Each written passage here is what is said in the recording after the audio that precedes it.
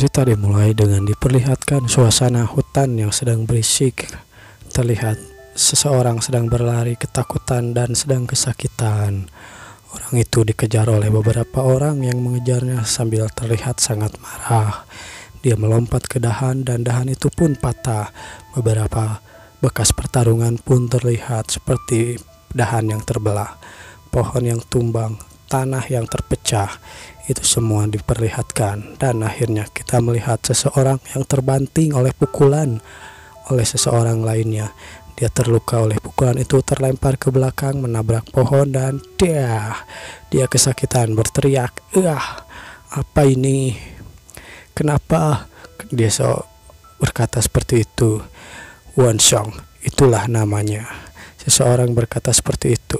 Ini adalah kejadian sebelum hal itu diperlihatkan. Ya guru, ucap Wonsong, katakanlah apa yang paling penting bagi seorang seniman bela diri. Wonsong berkata, ya itu bukankah keahliannya dalam teknik seni bela diri dan kedalamnya tentang ki, bukan? Ya, itu tidak salah, ucap si guru. Namun menurutku hal yang paling penting adalah menilai seseorang dari seniman bela diri. Itu adalah keselarasan. Semua pengembangan seni bela diri dan ki haruslah selaras dengan yang lainnya, ucap sang guru. Inilah sosok sang guru. Terlihat Wonsong yang sudah terluka parah saat ini. Dia terlempar ke sana kemari dan mengeluarkan beberapa darah. Dalam hatinya ia berpikir, selama hidupmu kau akan selalu mengajarkan keselarasan guru. Kau berakhir seperti ini. Sambil terluka parah, dia terduduk dan terbatuk-batuk.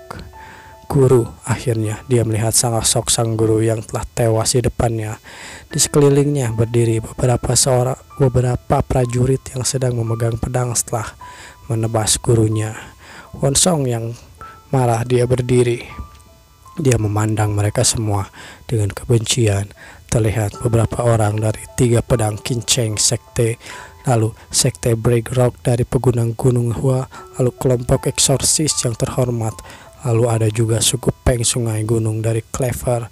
Sementara ini adalah sosok pimpinan dari segalanya, yaitu pimpinan aliansi bela diri Chua Do-gyul. Wonsong berdiri memegang tombaknya. Dia bertanya, biarkan aku bertanya. Silahkan, ucap mereka. Aku tahu tidak semua orang yang ada di sini. Kalau tidak bodoh ya tolol, kata dia. Lalu Wonsong menutup matanya. Dia berkata, tapi kenapa? Itu harusnya juga menjadi kemungkinan bahwa guruku tidak mempelajari seni iblis jahat, 10 teknik diam iblis. Kenapa kalian percaya begitu saja?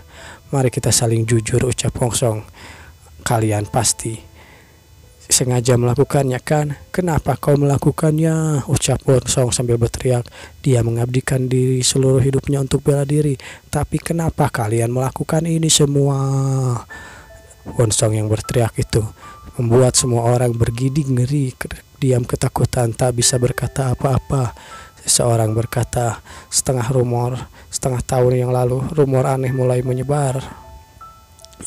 Ya, bahwa kitab 10 teknik diam iblis jahat dan kejam ada di penguasaan kami dan di sekte kami.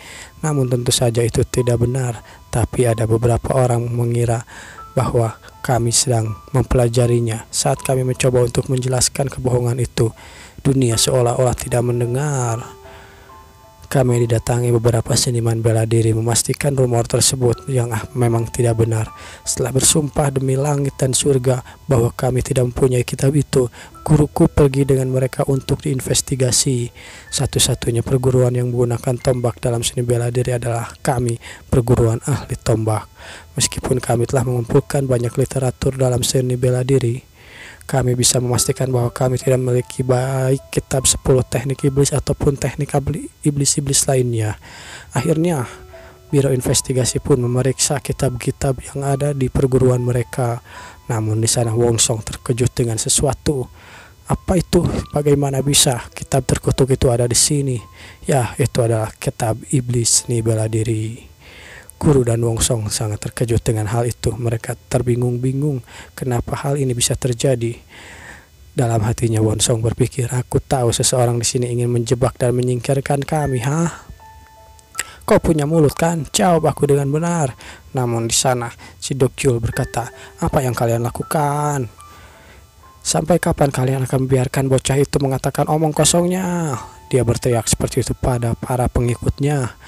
Lalu si pemimpin pun langsung beranjak dari duduknya, berdiri.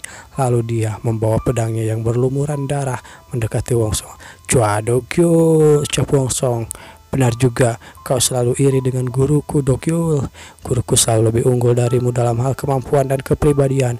Itulah kenapa babi sepertimu ingin menyingkirkannya," ucap Wongsong. "Hahaha, sepertinya gurumu tidak pernah mengajarimu akibat dari apa yang bisa dibicarakan. Tidak, kau akan menerima akibatnya, anak muda," kata si Dokyul. "Perguruan iblis memperlihatkan kepada dunia bahwa bela diri masih ada keadilan di dunia ini," ucap Dokyul. Namun di sana Wongsong tidak mau banyak basa-basi. Dia langsung saja menerjang si Chua Dokyul. "Omong kosong, rasakan ini." Dia membawa tombaknya dengan sisa-sisa kekuatannya. Dia menerjang Chua Dokyul.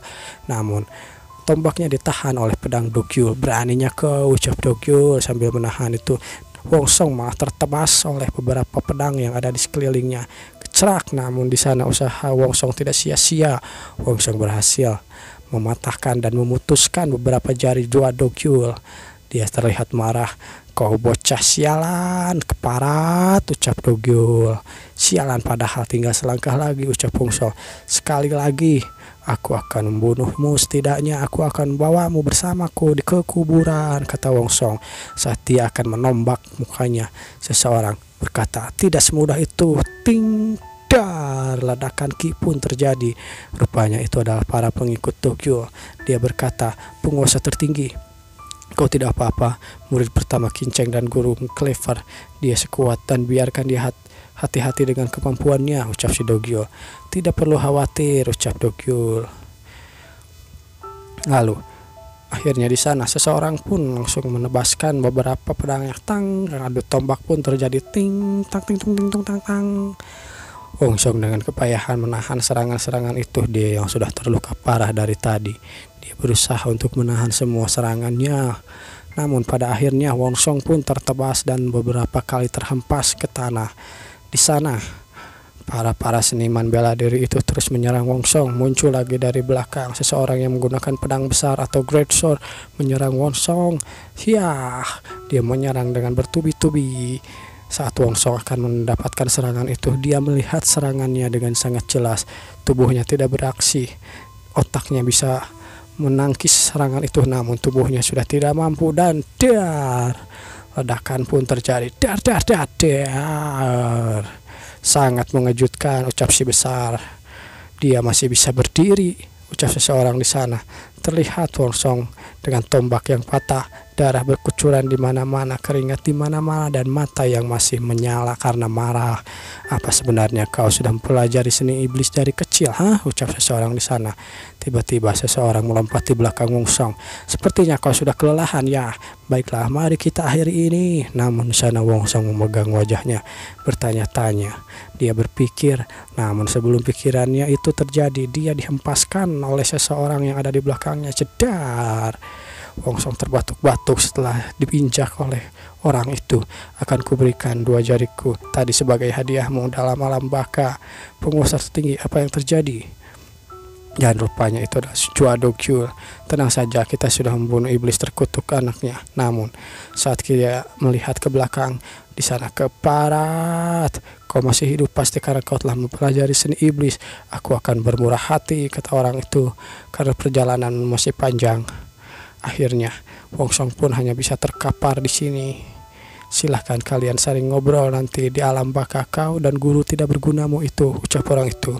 Di sana Wongsong hanya melihat kepada mayat gurunya. "Jadi ini adalah akhirnya, ya. Guru, maafkan aku. Hanya sebatas inilah aku bisa berjuang," ucap Wongsong. Namun di sana teringat dengan kata-kata gurunya. "Sudah kubilang jangan terlalu naif, nak. Andai saja aku bisa hidup sekali lagi," ucap Wongsong, "pasti akan kubalas si Chua Dokyul sialan ini. Jadi janganlah terlalu bodoh di alam baka nanti. Kita berdua akan bersama-sama." Dan akhirnya mereka berdua pun mati. Wongsong terlihat memejamkan matanya dan sesuatu keluar dari badannya. Teringat sesuatu pun itu langsung keluar dan mengeluarkan aura yang sangat besar. Kita pun dipindahkan ke scene Mungkin ini seorang atau beberapa anak yang sedang berlatih. Anak itu tidak kuat dengan latihan yang sangat keras dan dia pun pingsan di sana. Nomor 7202, kau pikir ini saatnya untuk mengkhawatirkan orang lain, ha? Urus dirimu sendiri, biarkan anak itu mati di situ, kata seseorang di sana. Kau pikir ini saatnya untuk mengkhawatirkan orang lain? Maaf pak, kata 702. Jangan lupa ini adalah gua iblis yang tersembunyi melanggar aturan di sini, berarti kau akan dihukum mati, kata orang dewasa yang di sana. Terlihat anak-anak itu berlatih dengan keras, mengkhawatirkan orang lain bisa membahayakan nyawamu sendiri, kata si orang dewasa di sana. Jaga dia, pada seseorang di sana. Baiklah. Akhirnya seseorang di sana, atau kita sebut saja dia si Budi ya. Si Budi pun membawa orang yang tadi pingsan atau anak yang tadi pingsan atau mungkin dia sudah mati dan menceburkannya ke kolam. Lalu berapa jadinya itu? Seseorang berkata seperti itu. Ya sekitar 250. Cuma ada cukup banyak ya bulan ini. Si Budi dan si Dalton sedang mengobrol. Tidak seperti tempat ini juga termasuk. Ya semoga beruntung. Akhirnya kita diperlihatkan bahwa tempat ini adalah gua iblis tersembunyi. Gua iblis tersembunyi itu adalah mungkin pencipta dari buku yang sebelumnya dituduhkan kepada Wongsong ya. Dan inilah gua iblis tersembunyi, tempat pelatihan bagi para pemuja iblis surgawi menghasilkan murid seperti aliansi bela diri pasukan naga senja. Tempat pemujaan memang beda dari tempat pelatihan yang biasanya, di mana hanya 10 dari mereka yang datang dan bisa keluar hidup-hidup. Ini laporan dalam 6 bulan terakhir bos, seseorang berkata seperti itu. Rupanya itu si Budi. Ini laporan dalam 6 bulan terakhir, kata si bos. Sambil melihat-lihat catatan laporan itu, si bos bertanya, jumlahnya semakin berkurang. Berapa lagi yang tersisa? Sekarang di bawah 600. 600 ya, kata si bos. Tidak mempertahankan kau mati, tidak menguatkan kau mati, tidak menahan kau mati. Banyak kematian di sini, cukup masuk akal, kata si bos. Tempat ini diperuntukkan untuk pengembangan masa depan. Kami tidak akan menganggap remeh tugas kami. Siapa dari 600 itu yang cukup menjanjikan, kata si bos. Lalu si Budi berkata, sepertinya saya laporkan 6 bulan lalu. Nomor 1, lalu 17, 109 telah memperlihatkan perkembangan dibandingkan dengan yang lain. 3 orang itu, yang artinya mereka bertiga masih hidup, kata si bos. Ya bos. Ya mereka diberi nomor sesuai dengan bakat, jadi wajar saja. Seperti yang diharapkan, dia hanya mendapat nomor 17 hanya karena satu hal. Sebenarnya bakatnya itu mampu menyaingi mereka yang ada di nomor 1. Dan nomor 109 juga memperlihatkan potensinya, terlihat dari nomornya yang ratusan. Dia pasti sangat kuat, kata si bos. Apa ada yang lain selain ketiganya? Si Budi menjawab dengan ragu-ragu. Ya sebenarnya ada bos. Nomor 900. Nomor 900? Gak kebanyakan tuh 900, kata si bos. Lalu si Budi menjawab, ya, bukankah ini sudah setahun sejak fasilitas ini dibangun? Kenapa sih 900 itu masih bisa bertahan? Ya tuan, anak-anak lain dengan nomor yang sama kebanyakan gagal. Bahkan mereka yang nomor dengan 600-an seharusnya sudah tersingkirkan. Seingatku dia mulai berubah sejak 6 bulan yang lalu. Apa maksudmu 6 bulan yang lalu, kata si bos. Ya, dia berubah, entah bagaimana. Berubah menjadi seperti seseorang yang berbeda sejak 6 bulan yang lalu.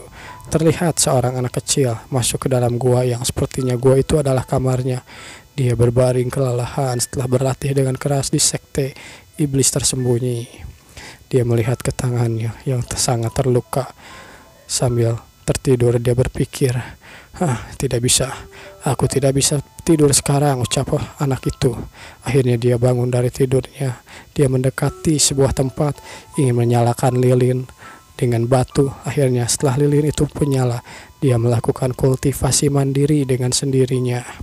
Dia melakukan kultivasi dengan atas kesadarannya sendiri. Terlihat coretan-coretan yang menandakan bahwa hari-hari yang berlalu di sana sudah dilewati oleh anak itu. Apa sudah 6 bulan berlalu? Dan kita pun diperlihatkan rupanya anak ini adalah Wongsong yang entah bereinkarnasi atau merasuki tubuh anak ini. Aku sudah mati dan entah bagaimana aku bisa hidup sekarang, kata si Wongsong. Menguraikan ingatanku yang menjadi satu dengan punya anak ini. Bahkan sampai sekarang aku pun tidak tahu kenapa aku berakhir di sini, ucap Wongsong. Tapi ada satu hal yang bisa aku tebak sambil melihat kalung yang dia pakai. Mungkin ini ada kaitannya dengan kalung ini, dengan benda ini, sebuah artefak dari perguruan ahli tombak. Sebelum aku mati, aku ingat artefak ini menyala dengan sangat terang. Dan tiba-tiba saja aku berada di sini. Aku penasaran kekuatan macam apa yang dimiliki benda ini sampai membawaku kemari sambil memegang artefak itu. Aku bangun di tengah pelatihan iblis surgawi. Tubuhku saat ini adalah seorang anak yang diberi nomor 900 dan tidak punya bakat apapun. Dan berdasarkan ingatan ini, hampir setahun sejak kematianku, masih ada banyak misteri yang lainnya. Tapi setidaknya ada satu hal yang pasti, ucap Wongsong. Aku bersumpah kali ini tombakku akan menembus jantungmu, Joadogul. Dasar sialan. Di sana pada umumnya akan memakan waktu puluhan tahun untuk melatih teknik ini, tapi tubuh anak ini tidak akan bertahan lama tanpa kekuatan itu. Sambil berkultivasi, dia terus berpikir. Bahkan anak mulai memperlihatkan efeknya. Aku telah mengumpulkan ki sejak 3 tahun yang lalu di tubuhku. Aku bisa menempa tubuhku jiwa surgawi raga bumi, tetapi aku hanya perlu memulihkan pengembangan iblis surgawi. Cih, sambil mengingat-ingat, dasar. Sungguh ironi ya, iblis jahat terkutuk.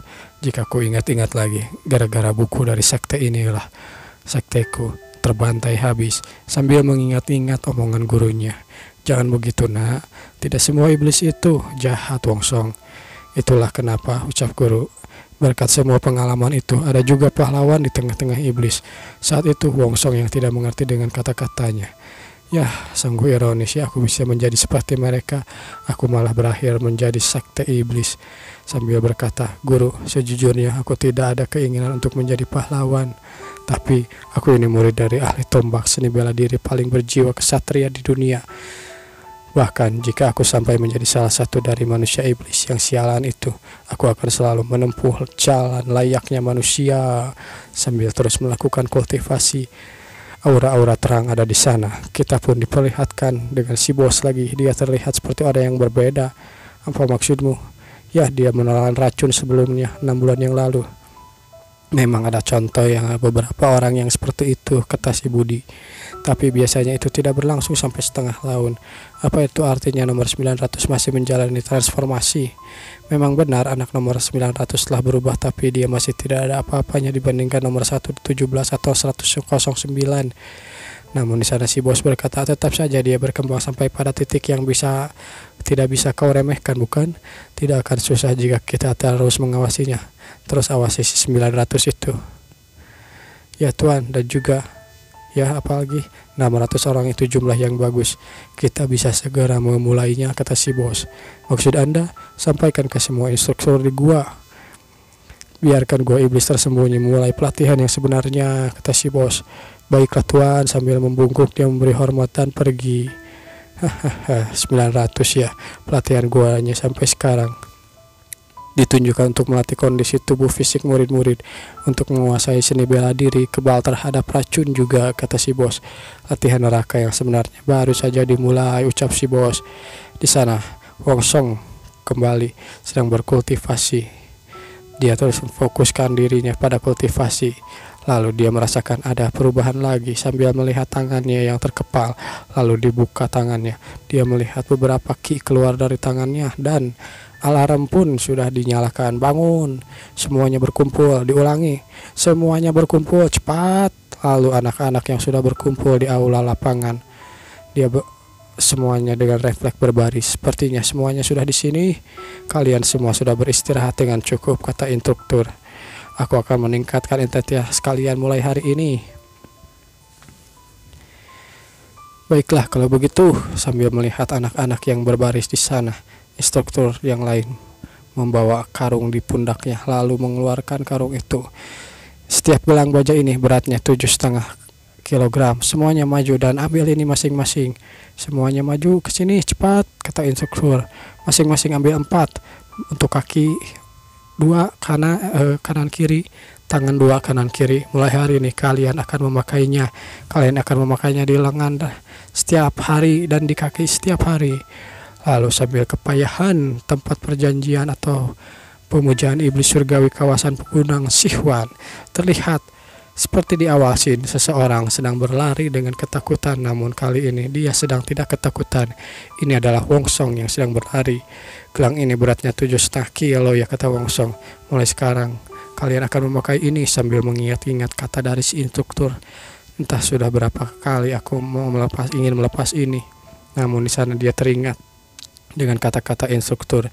Ku berwaktu 4 jam untuk mendaki gunung dan mengambil bendera. Dengan benda ini, aku belum terbiasa, maka ini terlihat sangat berat bagi Wongsong. Namun di sana banyak orang yang perhatikan perubahan diri dari Wongsong. Apa mereka mengincar anak-anak yang kelelahan saat mereka kembali? Cih, dasar bocah tengik, kecup Wongsong. Wongsong yang tidak ingin berurusan dengan mereka. Dia langsung pergi menjauhi dari mereka. Ini akan sangat menyakitkan, kata Wongsong. Sambil memperhatikan keadaan di sekitar, Wongsong terus berlari menggunakan besi-besi berat itu. Pada akhirnya Wongsong pun berakhir sampai di puncak dan melihat beberapa bendera masih menancap. Dia berkata, aku berhasil. Capek banget rasanya mau mati. Namun di sana ada seorang anak yang menyapanya, kau tidak apa-apa? Sepertinya kau terlihat kepayahan. Dia adalah si nomor 17, salah satu yang terbaik dari ketiga yang terbaik. Baiklah, aku duluan. Jadi itu kemampuan mereka yang berada di angka 10-an ya. Aku harus berusaha lebih keras, ucap Wongsong sambil teguh dengan kemampuannya. Dia melihat beberapa bendera, mencabutnya, lalu beristirahat sebentar. Sekarang aku bisa bernapas lega. Aku hanya bisa beristirahat sebentar lalu pergi sebelum badanku kaku semua, ucap Wongsong.